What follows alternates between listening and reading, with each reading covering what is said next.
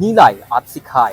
Yan ang tema ngayon ng taunang pag-iilaw sa UP Diliman. Alinsunod sa naging tradisyon tuwing Disyembre na puno ng mga palawit at pasabit ang paligid ng universidad. Mula pa lamang sa entrada ng campus ay makikita na ang mga Christmas-themed art installations na idinsenyo ni Kublai Millan, isang alumnus ng UP.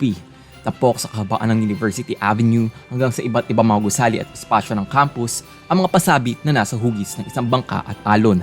Kinatuwa ito ng mga estudyante, gaya ni DA na excited na umano sa pagningning ng mga ito. Yeah, I'm rather excited to see the lights mamaya. It's a good way to end the semester. Sa pamagitan ng isang programa, formal na binuksan ang mga pailaw sa harap ng pamosong oblation statue na pinalibutan ng isang art installation na may titulong Layag sa Pailaw sa Kalinaw. Sa Millan, simbolo raw ito sa patuloy na paglayad ng universidad sa kabila ng mga hamong kinakaharap nito. Nagtanghal sa naturang programa ang iba't ibang mga performers na umawit ng mga Christmas carols. Nagtapos ito sa pamagitan ng pagsindi sa mga palamuting nakapalibot sa campus na pumukaw ng atensyon sa mga dumalo. Para sa mga gustong bumisita dito sa campus, magtatagal ang dekorasyong ito hanggang sa susunod na buwan. Sa kabilang dako ng mga nagniningning ng mga ilaw ay ang komunidad na nakakakita at nakararanas sa selebrasyong ito. Ngunit nakapagdududa kung talaga bang nasasalamin ng mga temang ito ang diwa ng Pasko sa larang ng kanilang mga hanap buhay. Sa pagbaling natin ng pagtingin mula sa mga kumukutitap na mga palamuti ng campus patungo sa Old Tennis Court, makikita natin ang mga katulad ni na Ate Elsa, isang manininda na sasalubong raw sa Pasko ng may dilim dahil sa patuloy na panggigipit sa kanila ng administrasyon.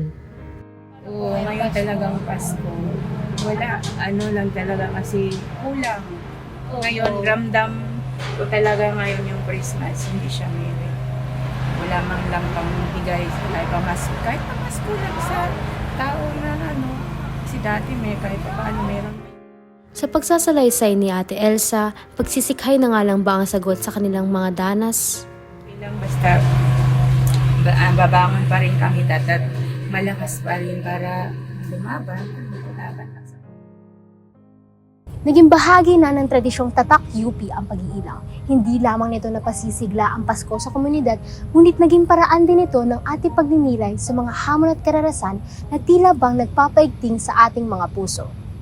Sa kabilang banda, bagaman nakaaniman ng isang lambat ng maniningning na isda, nahulog pa rin mula sa mga butas nito ang ilan.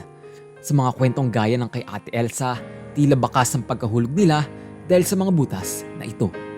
Dahilan upang di na muli makita ang kanilang ningning at lumbog na lamang sa dilim ng karagatan.